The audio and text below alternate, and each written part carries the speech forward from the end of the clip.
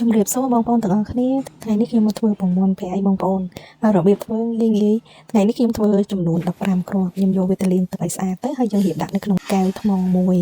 បន្ទាប់មកយើងទៅធ្វើទឹកអំបិលរបស់យើងសម្រាប់ទឹកអំបិលគឺខ្ញុំដាក់អំបិលក្រួសគឺ3កូនវែកហើយដាក់ទឹកចំនួន1លីត្រកន្លះខ្ញុំដាក់វាដាំឲ្យវារៀងពុះកូរដើម្បីឲ្យអំបិលនឹងវាលាយបងប្អូន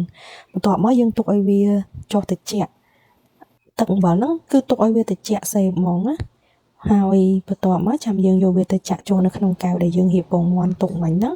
ហើយខ្ញុំគ្របវាទុកចោលនៅក្នុងសីតុណ្ហភាពធម្មតាចំនួនពី1អាទិត្យទៅ10ថ្ងៃសម្រាប់មួយអាទិត្យបងប្អូនអាចយកមកពុះញ៉ាំសាកទៅបើសិនជាបងប្អូនគិតថា